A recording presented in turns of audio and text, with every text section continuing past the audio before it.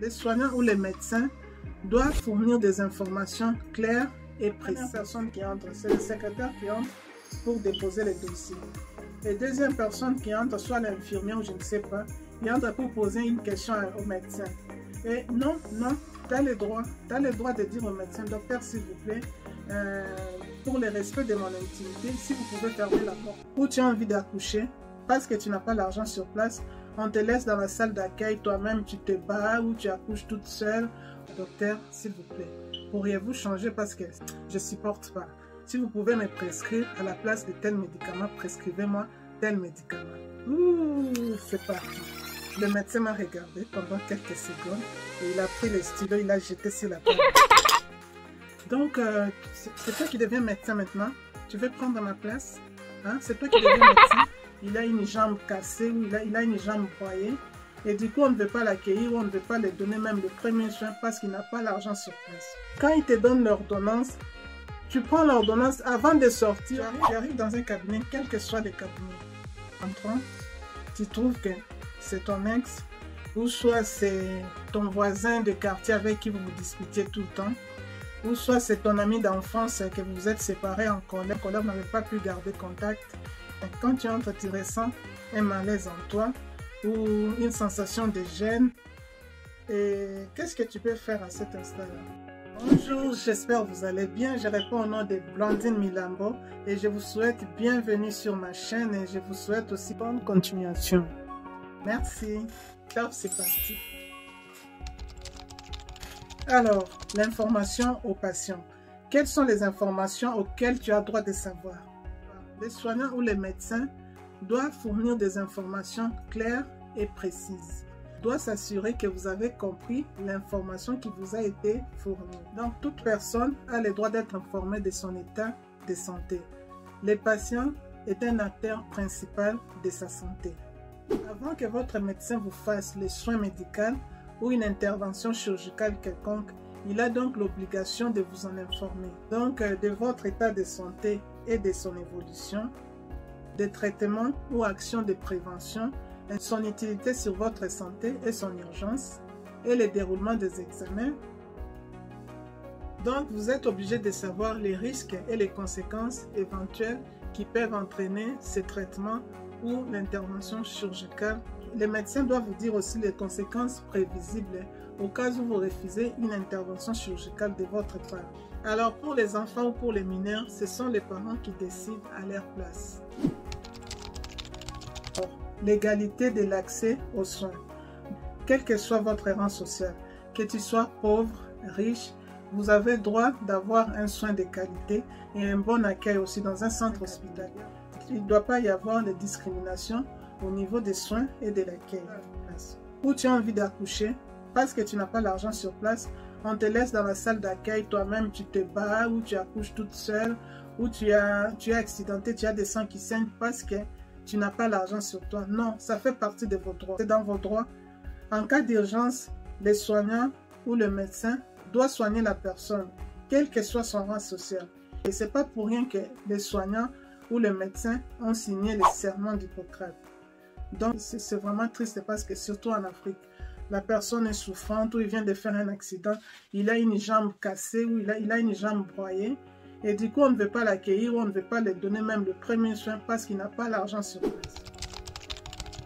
Dans le soin, il doit y avoir la non-discrimination. Que tu sois blanche, blanc, noir, tu arrives dans un cabinet médical et du coup, tu es là, tu attends et ça va faire 2 heures de temps que tu attends. Et tu vois une personne qui vient, qui arrive après toi et directement, il entre chez le médecin. Et toi, tu es là depuis que tu attendais. Tu vois encore une deuxième personne arriver, pouf, il entre chez le médecin. Et toi, tu es là, depuis que tu es là, on ne t'appelle pas, tu n'entres pas chez le médecin. Et là, ça fait partie de tes droits. Tu as le droit d'aller voir le secrétaire ou la secrétaire ou la personne de l'accueil pour lui dire poliment bien. Poliment et gentiment pour lui dire, ben je comprends pas, ça va faire 2 heures de temps que je suis là, j'ai déjà vu 1 ou 2 personnes qui sont entrées avant moi, mais qu'est-ce qui se passe, tout ça. Tu as les droits parce que tu es arrivé avant la personne et du coup c'est cette personne là qui entre, ou soi-disant parce que c'est l'ami du médecin, la copine du secrétaire ou de... Tu as le droit de te lever, de partir, mais poliment et gentiment. Mais sachez qu'en cas d'urgence, là, c'est normal. En cas d'urgence, consentement aux soins. L'information donnée par le médecin doit vous permettre de prendre avec lui des décisions sur votre état de santé. Donc, ensemble, vous devez prendre des décisions, de voir si vous êtes d'accord ou pas et vous allez faire votre consentement devant le médecin. Donc, aucun acte médical ne peut être pratiqué sans votre consentement. Même pour l'injection, même pour les traitements médicaux, même pour les soins médicaux, vous pouvez retirer votre consentement à tout moment. Aujourd'hui, vous êtes d'accord pour l'intervention et demain, vous pouvez voir votre médecin, vous lui dites non, j'ai changé d'avis, je ne veux plus d'intervention. On est tous d'accord, là, je parle d'une personne qui est consciente. Une personne qui a toute sa tête, qui est consciente, qui est capable de recevoir l'information. Je ne parle pas d'une personne qui est en cas d'urgence. Donc la personne qu'on amène, il a perdu connaissance ou il vient de faire un accident grave, non. Là, alors, pour l'état de santé ou pour l'information de votre état de santé, vous êtes la première personne que le médecin doit informer. Donc, c'est à vous de donner accord au médecin s'il peut informer à votre famille. Interdit. Alors, il y a quelques années passées, toujours en âge adulte en Afrique, j'étais partie voir mon médecin traitant. Et du coup, il s'est fait que mon médecin n'était pas là. Je suis entrée chez un autre médecin. Et au moment des consultations, après m'avoir consulté, il m'a prescrit un produit. Et quand il m'a prescrit, il m'a dit oh non, je te prescris tel produit. Et moi, je lui ai dit, docteur, s'il vous plaît, pourriez-vous changer parce que ce médicament que vous avez prescrit par rapport à mon état de santé, quand je prends ça, je ne supporte pas. Si vous pouvez me prescrire à la place de tel médicament, prescrivez-moi tel médicament. Ouh, c'est parti. Le médecin m'a regardé pendant quelques secondes et il a pris le stylo, il l'a jeté sur la table. Donc, c'est toi qui deviens médecin maintenant. Tu veux prendre ma place? Hein? C'est toi qui deviens médecin? Tu veux prendre mon fauteuil? Et moi, je lui ai dit non, docteur. Si je vous l'ai dit, si je vous demande, c'est par rapport à ma santé. Comme je souffre de gastrite, quand je prends tel produit, je ne le supporte pas. C'est pourquoi je vous ai demandé si vous pouvez me prescrire un autre produit à la place de tel. Et il m'a dit, tu sais quoi? J'ai fait 8 ans à l'université. Je suis médecin. C'est pas à toi de m'apprendre des produits à te prescrire. Il m'a dit, c'est pas à toi de m'apprendre des médicaments que je dois te prescrire. D'accord? Je suis médecin. Ou si tu ne veux pas, tu prends ma place. Tu prends mon fauteuil ou tu prends ma place. Et je suis restée. Je n'avais rien dit. Et malgré ma demande, il m'a prescrit toujours ces mêmes médicaments. Je suis arrivée à la maison. J'ai fait, oh, poubelle. Je l'ai jeté. Je l'ai jeté parce que je sais que quand je prends ces produits ou quand je prends ces médicaments, j'ai des réactions bizarres. Et donc, c'était ça. Donc, vous avez le droit d'orienter votre médecin sur le traitement. Si votre médecin ne connaît pas votre état de santé, il ne connaît pas vos réactions, il ne connaît pas que vous ne supportez pas tel produit. C'est à vous de l'orienter. Docteur, s'il vous plaît, par rapport à mon état, tel produit, je ne supporte pas. Et le médecin a le droit de vous écouter et de changer les médicaments à son tour. Parce que ce n'est pas lui, c'est vous qui êtes le maître de votre santé. Vous êtes la terre ou l'actrice principale de votre santé. Bien sûr, il y a des médicaments qu'on ne connaît pas, mais si tu as déjà pris tel médicament et que tu connais, après l'avoir pris, après que tu as des réactions bizarres, c'est à toi de signaler à ton médecin. Et quand il ne te supporte pas, changez-moi. C'est dans vos droits et le médecin a le droit de respecter votre consentement. Alors, la dignité et le respect de la personne. Donc, le respect de sa vie privée et le respect de son intimité. Alors, pour le respect de l'intimité, je m'explique. Tu arrives chez un gynécologue et tu es dans la salle et tu es couché à moitié déshabillé.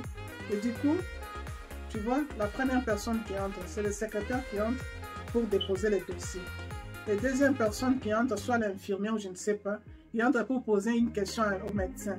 Et non, tu as le droit de dire au médecin, docteur, s'il vous plaît, pour le respect de mon intimité, si vous pouvez fermer la porte à clé. C'est pas parce que l'intimité d'une personne, on ne peut pas l'exposer n'importe comment. Oui, ils sont des soignants, mais quand tu es chez ton médecin, vous êtes censé être à deux. Et si le médecin voit qu'il doit être assisté avec son assistant, c'est le médecin qui vous demandera votre autorisation. Tu es couché à moitié nu et l'infirmière ou qui te fait des soins Il est en train de causer. Il cause avec des gens. Hey, tout ça, tu sais quoi? Qu'est-ce qui s'est passé? Les matchs hier, tu n'as pas regardé. Hey, il te laisse comme ça. Toi, tu es là et tu suis leur conversation. Non, tu as le droit de l'arrêter. Infirmière, s'il te plaît. Je veux que tu me couvres. Parce que là, vous êtes en train de parler et moi, je suis à moitié nu. Pour le respect de mon corps, je souhaite que je sois couvert. Donc, j'arrive dans un cabinet, quel que soit le cabinet. En gynécologie, médecine interne, chez un ophtalmologue ou chez un dentiste. Et du coup, en entrant, tu trouves que c'est ton ex, ou soit c'est ton voisin de quartier avec qui vous vous disputez tout le temps, ou soit c'est ton ami d'enfance que vous êtes séparés en colère, vous n'avez pas pu garder contact. Et quand tu entres, tu ressens un malaise en toi, ou une sensation de gêne, ou des mauvais souvenirs qui sont revenus en toi. Tu trouves que c'est la personne qui est médecin ou soignant, et qu'est-ce que tu feras? Tu ressors. Tu vas vite à laquelle tu leur expliques, non, je préfère que ce soit vraiment un autre médecin qui me consulte, je préfère passer de là. Et tu n'es pas obligé de donner des explications. Tu dis, ce sont des raisons personnelles, ou soit, avec ces médecins-là, je ne me sentirai pas à l'aise. Ça fait partie de tes droits. Tu n'es pas obligé de tout dire. Oh non, je ne veux pas que ce soit ce médecin-là, parce qu'il était mon voisin de quartier, on se disputait tout le temps, ou parce que non, tu n'es pas obligé. Dis pourquoi c'est important de le faire. Parce que en fait, les traitements vont ensemble avec l'état psychologique. Supposons que tu trouves un soignant ou un médecin avec qui tu ne t'entends pas bien, ou avec qui tu as connu des problèmes, où ça s'est très mal passé. Et jusqu'alors, quand tu l'as vu, tu as ressenti cette sensation désagréable ou ces mauvais souvenirs est revenu en toi. Une fois qu'il va te prescrire les médicaments ou une fois qu'il te fera des soins, quand tu seras chez toi, tu prends par exemple les médicaments qu'il t'a prescrit. Bien sûr, le médecin l'a fait avec une bonne intention de te soigner, mais quand tu ressentiras de malaise ou une sensation désagréable, ou par exemple des vertiges ou des réactions allergiques, parce qu'avec les médicaments, on ne sait jamais. Tu vas commencer à dire à tout le monde, ah, le médecin a voulu me tuer, tu as vu les produits qu'il m'a prescrit, c'était mon voisin, on ne s'attendait pas bien. Ou ce gynécologue-là, il m'a prescrit ça, c'était mon ex, on ne s'attendait pas bien. Tu vois pourquoi? Regarde, j'ai maintenant des allergies ou des picotements, sauf que ton corps a mal réagi à tel traitement qu'il t'a prescrit. C'est pas parce qu'il t'a prescrit un mauvais traitement, non. Partout. Donc pour en éviter, il faut vraiment réagir à l'immédiat. Mais si vous n'avez aucun problème, vous vous sentez à l'aise, vous continuez avec lui. Donc c'est ça. Parce que les traitements vont ensemble avec l'état psychologique. C'est pas pour rien, vous verrez aussi certaines personnes venir dans un cabinet. Quand il vient chez son médecin traitant. Il est malade. Hein? Quand il arrive, on lui dit, ton médecin n'est pas là aujourd'hui. Qu'est-ce qu'il fait? La maladie va attendre. Donc, il retient sa maladie. On lui dit, le médecin viendra dans 2 jours. Il sera là dans 2 jours. Il rentre avec sa maladie. Il retourne à la maison. Il dit, je retourne. On peut lui demander, mais tu ne peux pas voir, hein? Il y a un autre médecin qui est là. Tu ne peux pas le voir. Ah ben non, ça va aller. Il retourne, il prend les anti-inflammatoires ou les paracétamol. Et il attend 2 jours, il vient le voir.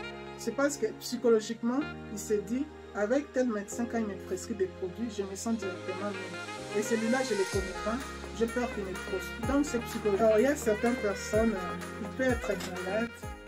Une fois qu'ils se retrouvent dans un milieu hospitalier, du fait qu'on ne l'a même pas accueilli par un soignant ou un médecin, il n'a même pas vu un médecin, directement, il se sent guéri. Moi aussi, ça m'arrive souvent. Ça m'arrivait, surtout quand j'étais plus jeune. Mais du fait que je suis dans l'hôpital, je me sens, toutes les douleurs partent. C'est psychologique. Donc, tout va ensemble. L'état psychologique et les traitements, l'état physique, tout ensemble.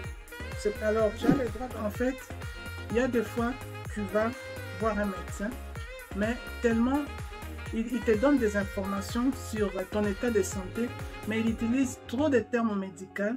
Par exemple, il peut dire ou une sclérose en plaques, ou tu as une lombose, et toi, oui docteur, et tu comprends rien. Et le médecin ne prend même pas le temps de t'expliquer.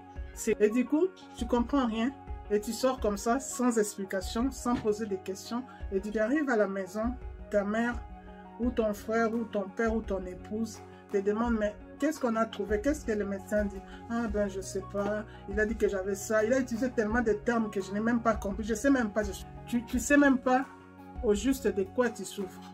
Je n'ai même pas compris. Mais non, c'est dans tes droits. Si tu n'as pas compris, stop le médecin. Donc, sans vous, le médecin ou les soignants ne peuvent pas travailler. Donc, vous êtes l'acteur principal. Alors, du coup, tu arrives chez le médecin, il te prescrit une ordonnance avec 5 ou 6 médicaments. Et parmi ces médicaments, il prescrit que des spécialités. Et toi, il te donne ton ordonnance et tu vois, tu n'as même pas le temps de lui demander, docteur, parmi ces médicaments, quel est le médicament qui me soulagera contre les douleurs? Non, tu ne demandes pas. Et tu arrives à la maison, par exemple, tu as très mal à la tête ou tu as mal, je ne sais pas où tu ressens vraiment des effets, tu as des douleurs atroces. Et tu vois l'ordonnance, tu commences à chercher, tu as plein de médicaments, mais tu ne sais même pas c'est quoi l'anti-inflammatoire. Et tu te dis, tu risques de prendre même l'antibiotique à la place d'un anti-inflammatoire pour qu'il te calme les douleurs. C'est quelque chose vraiment, il faut y veiller, il faut vraiment y songer quand tu es dans un cabinet de médecin. Avant de sortir, quand il te donne l'ordonnance, tu as le droit de poser la question, docteur, quel médicament qui est contre la douleur ou c'est quel